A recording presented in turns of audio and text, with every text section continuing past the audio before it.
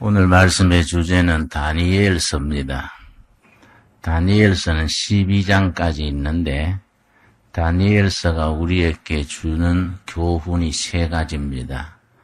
그 세 가지 다니엘서의 주제를 우리 마음에 잘 담고 다니엘서를 읽으면은 옛날에 쓰여진 말씀이지만은 오늘 우리들에게 주시는 말씀으로 임하게 됩니다.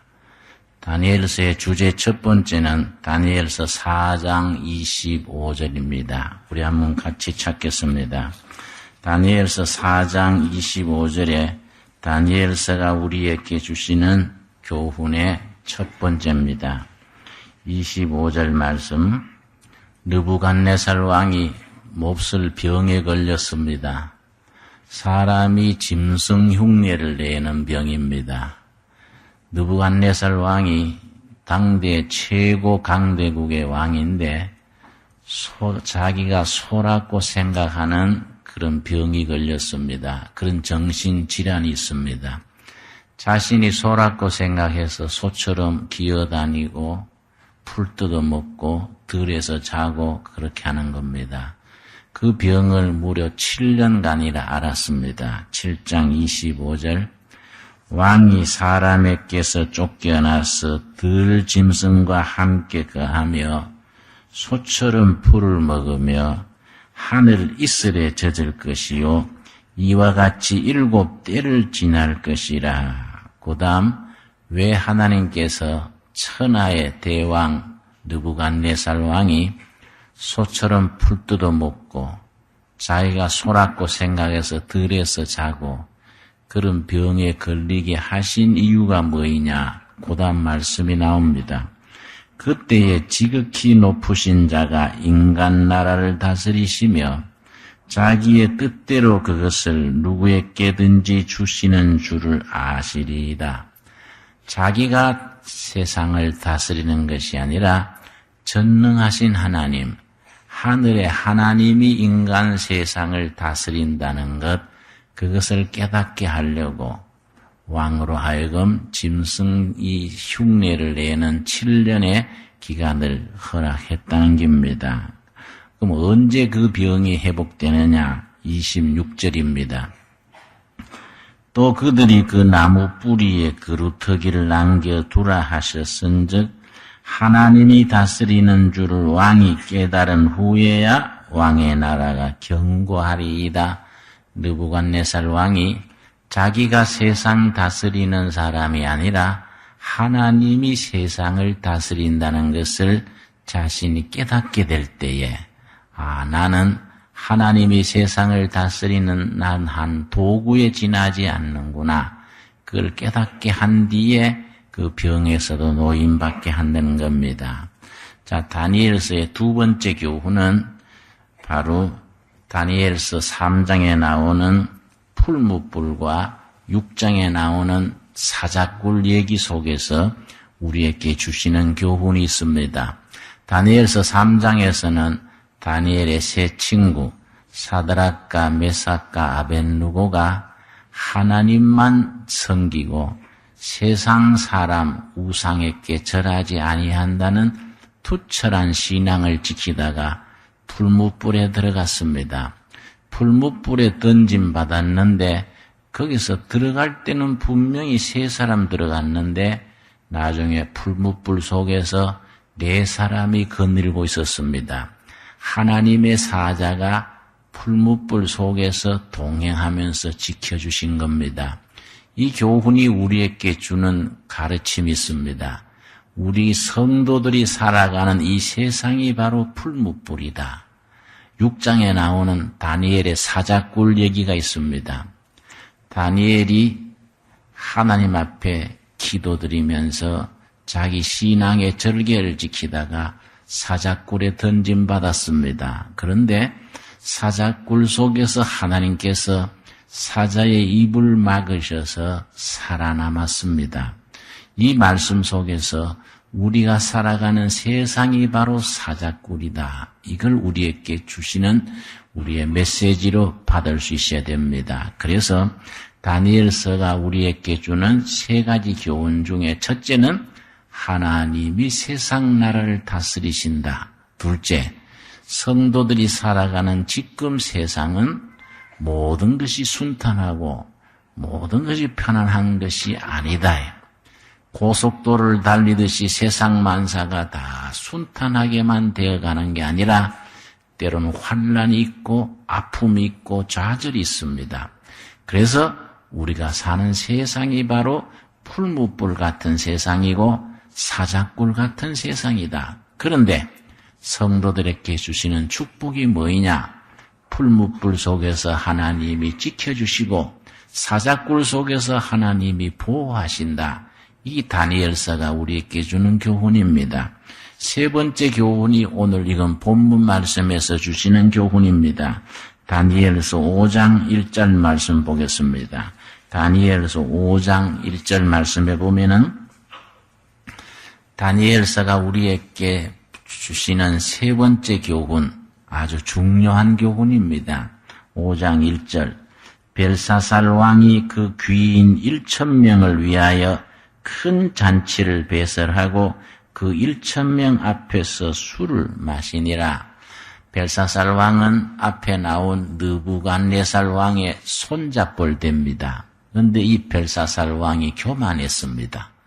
교만해서 어떻게 하느냐 하면은 자기의 왕궁에다가 귀족들, 장군들, 그 부인들 1,000명을 모아놓고 잔치를 베푸는데 외람되게도 잔치에 그 술 부어 마시는 그릇을 뭘 썼느냐 하면은 예루살렘에서 하나님 섬기던 성전에 쓰던 은그릇을 자기 할아버지 때는 느부갓네살 왕 때에 가서 전부 몰수해 왔습니다.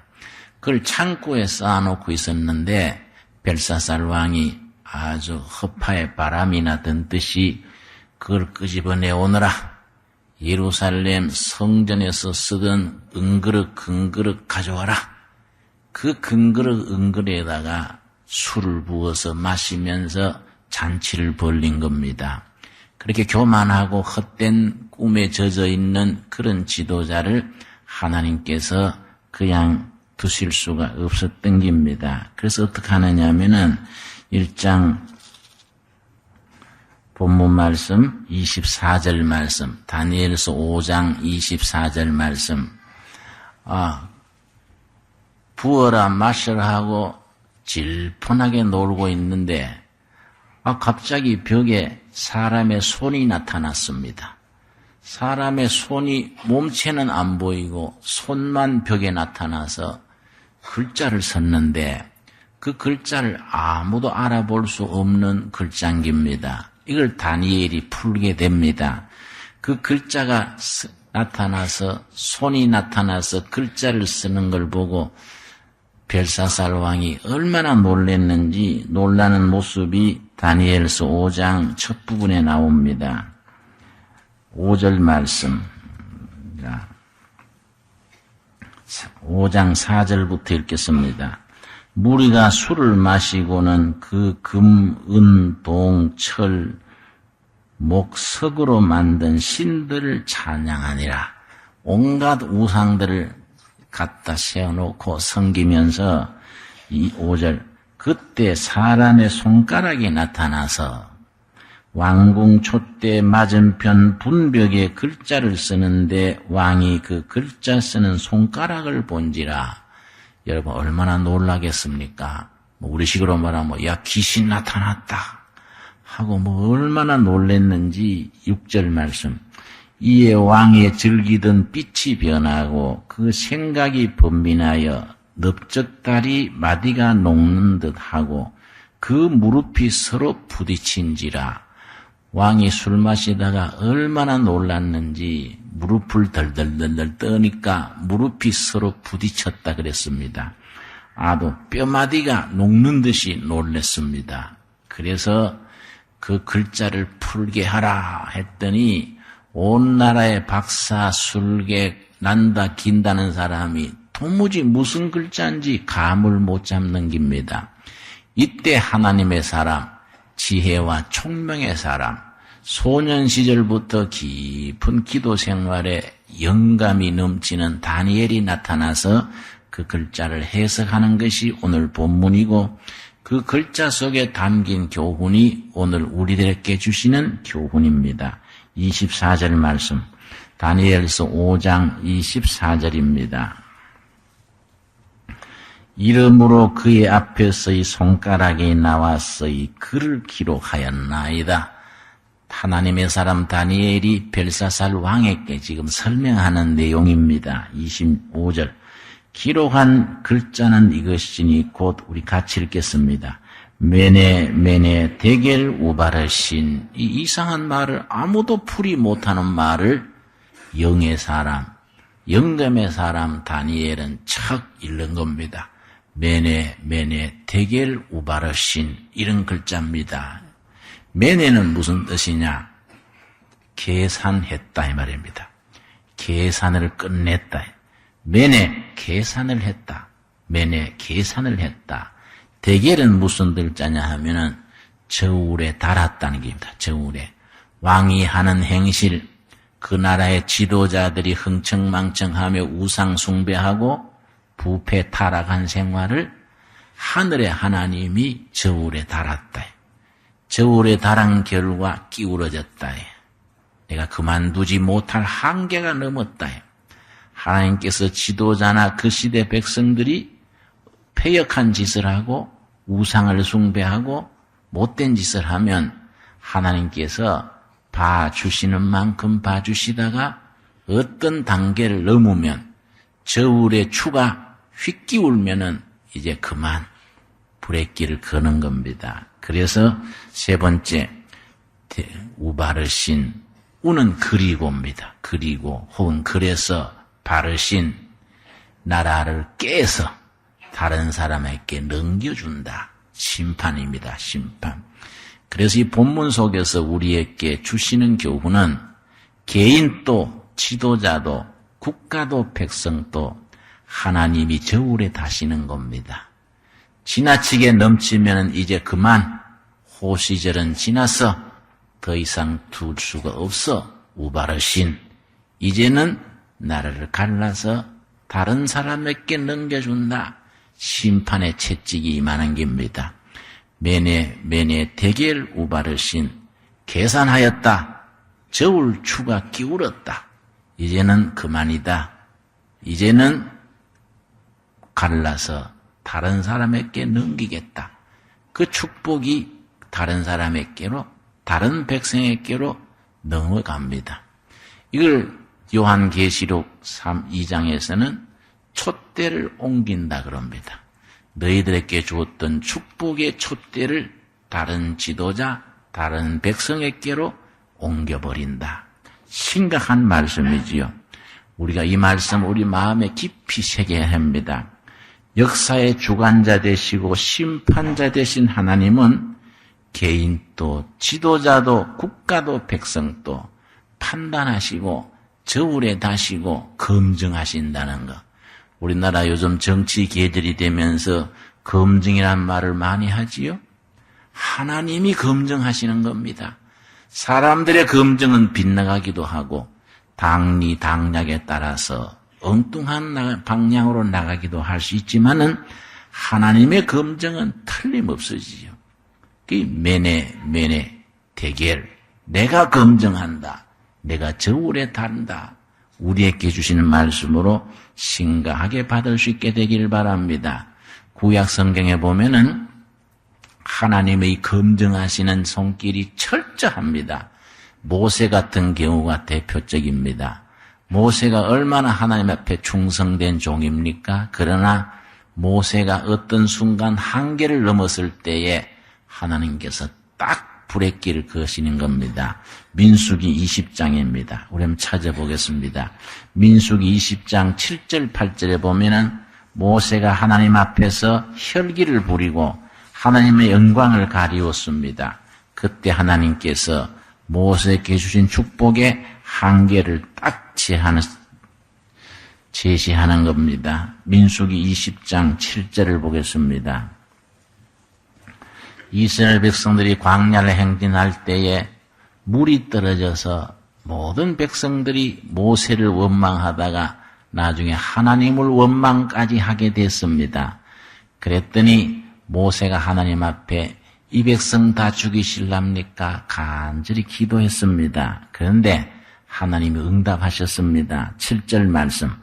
여호와께서 모세에게 일러 가라사대 8절 지팡이를 가지고 너 형 아론과 함께 회중을 모으고 그들의 목전에서 너희는 반석에게 그다음 뭡니까?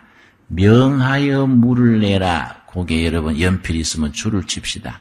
명하여 물을 내라. 내게 하라. 다른 말로 표현하면 말로 하라 이 말입니다. 혈기 부리거나 폭력을 쓰거나 완력을 쓰지 말고 말로 해라. 명하여 물을 내라 하라. 너가 그 반석에로 물을 내게 하여 회중과 그들의 짐승에게 마시울지니라. 분명히 하나님께서 모세에게 말씀하시기를 네 손에 들고 있는 지팡이를 호렙산 산기슭의 반석에 명해서 말로 해서 물이 내게 해라. 이렇게 했는데 모세가 너무 열을 받았습니다. 너무 백성들이 경우 없이 하나님 원망하고 지도자를 원망하니까 화가 머리 끝까지 치밀어가지고 이성을 잃고 분노에 휩쓸려서 하나님의 영광보다가 자기의 혈기를 나타낸 겁니다. 여러분, 하나님의 일에 혈기 가지고 될 수 없습니다. 가정에서도 부부 생활에 우리 한국 남편들은 여자한테 손찌검도 잘하고 혈기를 지나치게 부리지요. 부모로서 자식한테 좋은 대화로 말하고 성질부터 냅니다. 핏대를 냅니다. 그래서 대학생들이 대화하자 그러면 대놓고 화내는 걸 대화라 그래요. 대화로 하라 그랬는데 혈기를 부리고 소리부터 빽 지르고 애비한테 그럴 수 있냐? 하고 부인한테도 그게 남편한테 대하는 짓이야 하고 소리부터 지릅니다. 이것이 하나님 앞에 합당치 못한 것이지요. 10절 말씀 모세가 어떻게 했습니까? 모세와 아론이 총회를 그 반석 앞에 모으고 모세가 그들의 기르되 패역한 너희여 들으라. 패역한 너희여 들으라 하니까 뭐 고상한 말 같지만은 우리식으로 표현하면 이 망조든 백성들아, 이 배랑받을 백성들아, 그런 악담입니다. 우리가 너희를 위하여 이 반석에서 물을 내라. 여기 벌써 이성을 잃은 거이지요. 반석에서 물이 나오게 하시는 분은 누구십니까? 하나님이지요. 근데 여기는 뭐라고 표현되어 있습니까? 모세가 아론과 같이 우리가 내볼까? 하나님의 역사보다 자기들이 앞서 버리는 겁니다. 여러분, 하나님의 일꾼들이 하나님보다 자기가 앞서 버리면은 이 합당하겠습니까? 그 다음에 11절 말씀 아주 극적으로 표현하면은 이 부분에서 모세가 천추의 한을 남깁니다. 아주 심각해집니다. 11절 그 손을 들어 그 지팡이로 반석을 어떻게 했지요? 2번 치매. 위에 말씀에는 하나님이 모세한테 어떻게 하라 그랬습니까? 명하여 말로 하라 그랬는데 자기 혈기에 북받쳐가지고 지팡이로 반석을 휘두르 쳤습니다. 몇 번 쳤다고요? 한 번 치는 것도 화가 안 풀려서 탕탕 친 겁니다. 2번 침에 물이 많이 솟아나오므로 회중과 그들의 짐승이 마시니라. 반석에서 물이 나오게 해서 백성이 마시기는 하셨는데 그 다음 하나님께서 모세한테 딱 불의길을 거는 겁니다. 12절입니다. 12절이 핵심이지요. 우리가 이런 말씀을 읽을 때에 심각하게 받아들여야 합니다. 여호와께서 모세와 아론에게 이르시되 너희가 나를 믿지 아니하고 모세가 혈기 부린 것을 백성 탓으로 돌리지 아니하고 믿음이 없다고 하나님이 해석하신 겁니다. 백성들은 예나 지금이나 그렇게 한다요. 경우 없이 하고 때를 부리고 앞뒤 없이 하지만은 지도자는 그렇게 하면 안 된다. 백성들이 그렇게 한다고 너희가 그렇게 하면 되느냐? 백성이 나쁘고 네 설기 문제가 아니라 결국은 네가 하나님을 신뢰하는 믿음이 적은 탓이다. 백성들이 아무리 그렇게 해도 지도자는 하나님의 명을 받들어서 하나님의 명령을 대행하면 되는 거이지 왜 네가 혈기 부리고 깜다구 부리냐? 안 돼. 그 말입니다. 나를 믿지 아니하고 이스라엘 자손의 목전에 나의 거룩함을 나타내지 아니한 고로 그 다음이 하나님께서 모세에 대해서 내리는 판단이지요. 너희는 이 총회를 내가 그들에게 준 땅으로 인도하여 들이지 못하리라 하시니라. 너는 가나안 땅에 발을 들여놓지 못한다. 왜냐? 네가 나 앞에서 혈기를 부리고 내 영광을 가리우지 않았느냐? 너는 가나안 땅을 보기는 하지만은 들어가지는 못하게 한다. 이 말씀이 언제 그대로 됐느냐 하면은 신명기 34장입니다. 우리 신명기 34장 다 같이 찾겠습니다. 모세가 숨을 거두기 직전에 하나님이 모세를 다 사용하시고 마지막까지 다 기회를 주셨다가 가나안 땅에 발을 들여놓기 직전에 하나님이 딱 불의 길을 거시는 겁니다. 너는 안 돼. 어떻게 하시느냐? 신명기 34장 4절입니다. 34장 4절. 먼저 7절을 먼저 읽겠습니다. 모세가 죽을 때 몇 살에 죽었는지 7절 말씀이 모세 죽는 본문이 나옵니다. 우리 같이 읽겠습니다. 모세 죽을 때 나이 120세나 그 눈이 흐르지 아니하였고 기력이 쇠하지 아니하였더라. 모세가 몇 세에 죽었다고요? 120세입니다. 요즘 의학자들은 말합니다. 앞으로 평균 수명이 120세까지는 갈 것이다. 그렇게 말합니다.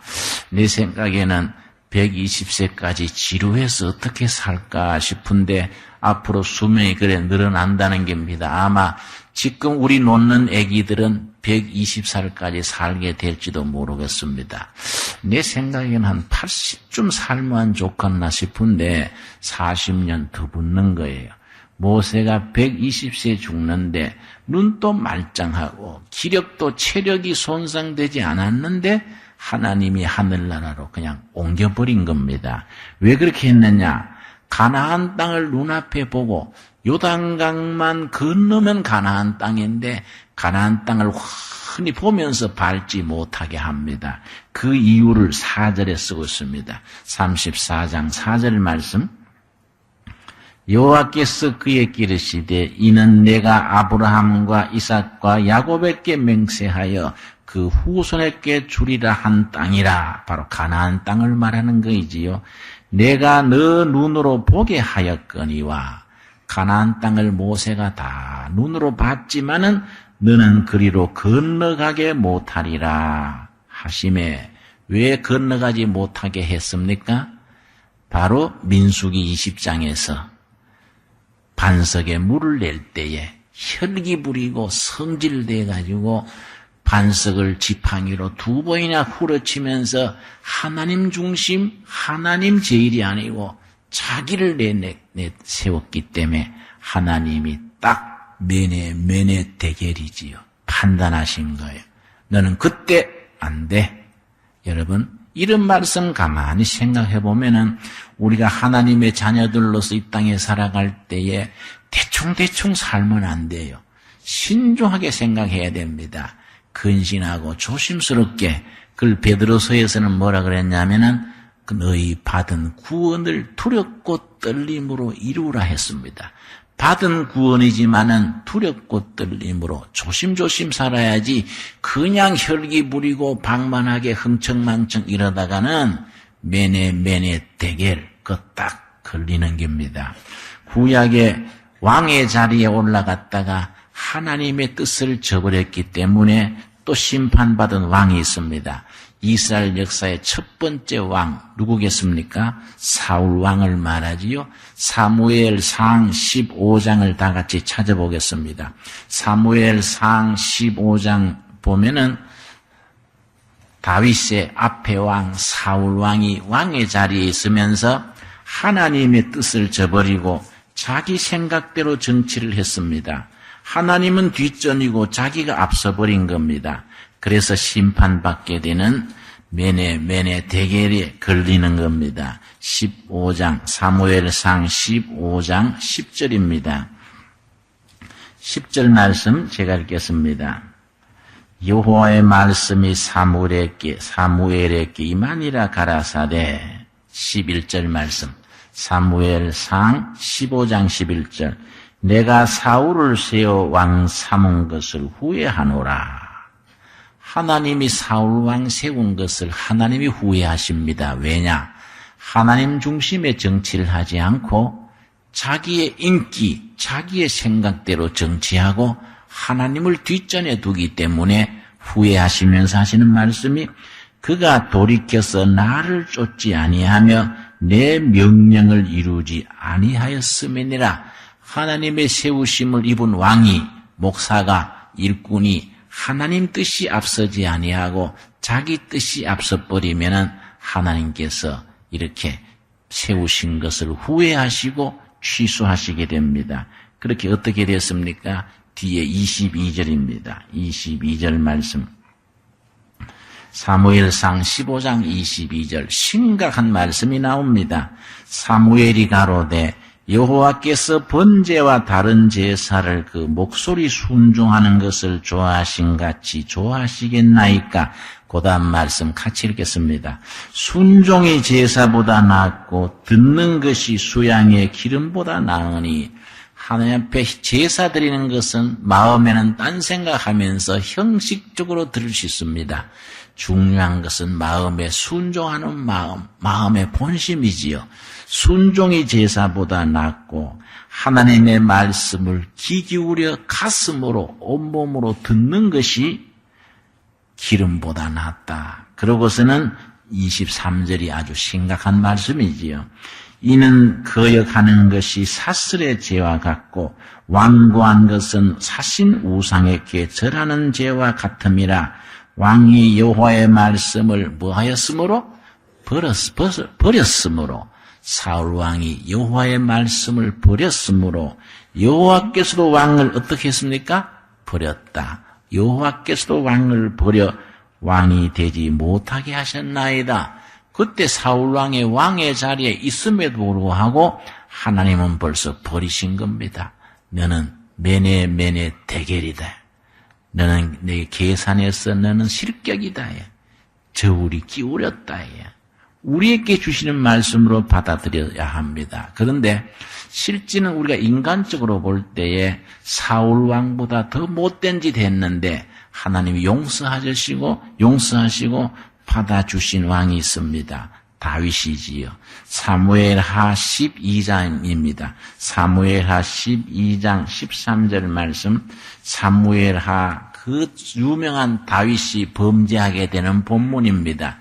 자기 부하 장군 우리아의 아내가 탐이 나서 부하를 전쟁터에서 죽게 하고 그 아내의 임시를 시켰습니다. 아주 몹쓸 짓을 한 겁니다. 그런데 그런 다윗을 하나님이 왜 용서했느냐? 허물없이 무릎 꿇고 회개했기 때문에 자기가 범한 죄를 허탄하게 사심없이 회개했기 때문에 하나님께서 그를 용납하시는 본문입니다. 사무엘하 12장 13절 말씀. 다윗이 범한 죄를 선지자 나단이 와서 과감하게 책망을 했습니다. 참 하나님의 사람들의 예나 직임이나 역할이지요. 왕 앞에 나단 선지가 책망했을 때에 다윗이 어떻게 했느냐? 13절 말씀. 우리 13절 같이 읽겠습니다. 다윗이 나단에게 이르되 내가 여호와께 죄를 보하였노라 하매 나단이 다윗에게 대답하되 여호와께서도 당신의 죄를 사하셨나니 당신이 죽지 아니하려니와. 다윗이 나단 앞에서 무릎을 꿇고 회개했습니다. 사람 나단 앞에 회개한 것이 아닙니다. 살아계신 하나님 앞에 무릎을 꿇고 자기의 허물을 회개했습니다. 그랬더니 하나님께서 네 회개하는 걸 보고 내가 너를 용서한다. 이렇게 용서하신 것입니다. 여러분, 우리가 살아가는 동안에 허물을 범하고 헛된 길을 걸어가게 될 때에 무릎을 꿇고 회개하면은 하나님의 저울이 기울었다가도 그걸 바로잡아 주시는 겁니다. 오늘 다니엘서를 통하여 우리에게 주시는 말씀, 순종이 제사보다 낫고 하나님의 말씀을 온정성을 기울여 듣는 것이 어떤 헌금, 어떤 예물보다 낫다. 우리는 하나님 앞에서 살아가는 동안에 나 자신의 삶이나 시대나 백성을 다스리는 것은 세상 지도자가 아니다. 하나님이 다스리신다. 이 풍파많은 세상에 우리가 사는 동안에 우리가 사는 세상이 풀무불이고 우리가 있는 저지가 사자굴 같은 자리에 있을지라도 하나님 중심, 은혜 중심으로 살면은 하나님이 그걸 지켜주신다. 그러나 벨사살 왕처럼 사울 왕처럼 하나님의 뜻을 잊어버리고 자기가 앞서고 자기 중심으로 사는 사람에게는 매네 대결. 내가 계산했다. 내가 계산을 끝냈다. 저울이 기울어졌다. 이 말씀 우리에게 주시는 말씀으로 마음 깊이 담으실 수 있기를 바랍니다. 그래서 순종이 제사보다 낫다. 하나님의 말씀을 온정성 기울여 듣고 때를 따라 회개하고 엎드리고 하나님 중심으로 나갈 때에 언제나 하나님은 우리를 풀무불 속에서 지켜주시듯이 사자굴에서 지켜주셨듯이 우리를 지켜주신 하나님을 신뢰하는 우리 삶이 되어지기를 바랍니다. 기도하겠습니다. 여호와 아버지 감사합니다. 세상은 사자굴 같습니다. 세상은 풀무불 같습니다. 우리는 연약합니다. 하나님을 의지함으로 세상을 다스리시고 나를 인도하시는 하나님을 의지함으로 승리하게 하여 주시옵소서. 제사가 순종이 제사보다 낫고 하나님의 말씀을 듣는 것이 어떤 예물, 어떤 예배보다 낫다 하여 싸움에 저희로 하여금 겸손하게 자신을 돌아보며 잘못 살았던 것은 회개하고 그릇된 길은 돌이켜서 하나 앞에 무릎 꿇고 회개하며 말씀에 순종하고 귀를 기울이는 우리가 되게 하여 주시옵소서. 그리하여 살아계신 하나님, 거룩하신 하나님, 세상을 다스리시는 하나님이 항상 우리 편인 것을 확인케 하여 주시옵소서. 예수님 이름 받들어 기도드려 사옵나이다. 아멘.